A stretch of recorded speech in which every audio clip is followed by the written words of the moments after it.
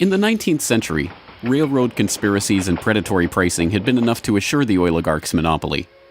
But by the time that the British Crown, the Dutch royal family, the Rothschilds, and the other European oligarchs began opening up the Middle East and the Far East to oil exploration in the early 20th century, the goal was no longer to maximize profits or control the oil industry.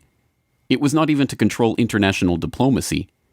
It was to control and shape the world itself, its resources, its environment, and its people.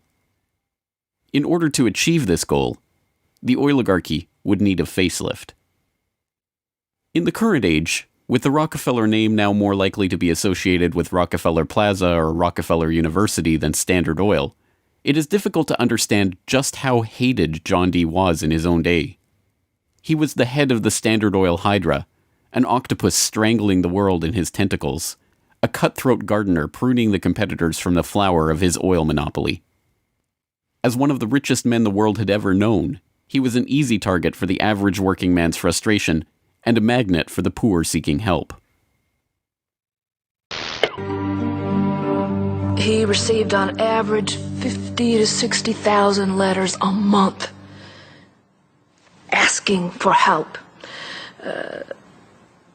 Dozens of people followed him in the street. Literally, crowds stood around the Standard Oil offices, waiting for him to come out. Little children, painfully thin, crying in the street and so on. Rockefeller felt overwhelmed. Besieged by the downtrodden, despised by the working man, hounded by Ida Tarbell and the muckraking press, John D. had the mother of all PR problems. The answer was simple: invent the PR industry. He hired Ivy Ledbetter Lee, a journalist turned communications expert who invented the modern public relations industry, to burnish the Rockefellers' tarnished image. It was Lee that suggested giving the family name to Rockefeller Center and filming John D. handing out dimes in public. An early master of public relations, Lee used the media which the muckrakers had used to disgrace Rockefeller to turn him into a sympathetic figure. Ivy Lee recognized early the power of the new moving picture and used newsreels to show a remarkably benevolent Rockefeller. I am very grateful to you and to a host of people who are so kind and good to me all the time. Why? Because you're so good to everybody. Yes, you are. As Ivy Lee began to kind of control his public image, he became oddly a kind of American character. And people kind of warmed to him in a bizarre sort of way. It was like having Frankenstein on the loose walking around New York City or something like that, with a cane and a long hat. Although this plane never takes off, this photo opportunity was presented as Senior's first flight. Perhaps Ivy Lee's most brilliant public relations move was the casting of Rockefeller as the man who gave out dimes. Don't you give a dime, Mr. Rockefeller? Oh, please. Go ahead. You read a dime.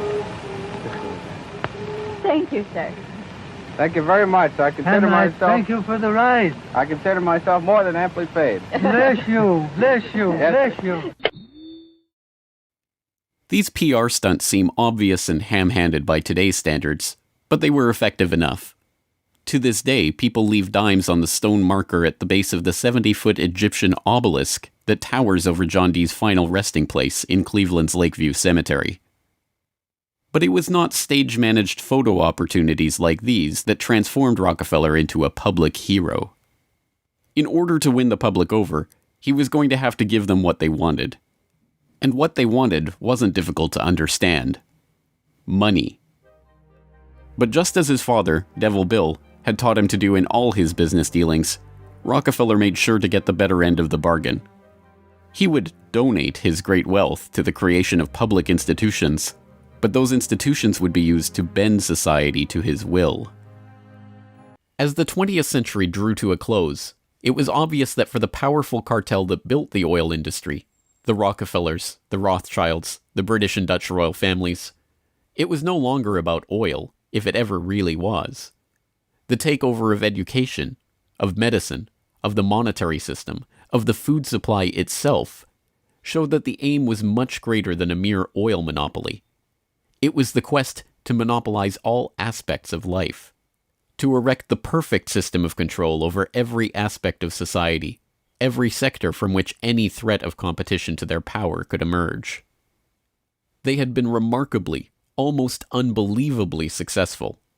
From oil well to gas pump, farm to fork, hospital to pharmaceutical, drill rig to dollar bill, there was almost no aspect of society that was not under their control.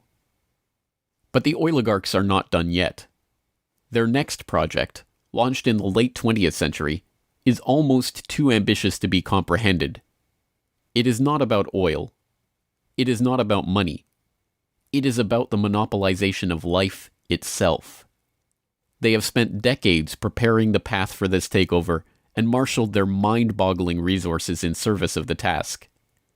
And the vast majority of the world's population, still playing the shell game that the oligarchs perfected and abandoned long ago, are about to fall right into their hands, yet again. Ladies and gentlemen, the battle against climate change is surely the most defining and pivotal challenge of our times. Even in a world full of daunting perils and crises, it is hard to imagine anything that poses a greater challenge and opportunity for humanity. The negative impact of population growth on all of our planetary ecosystems is becoming appallingly evident. The science is unequivocally true, and that there is a price to carbon in their future. What do you see as the biggest challenges in conservation? The growing human population. Because where we are, there's nothing else.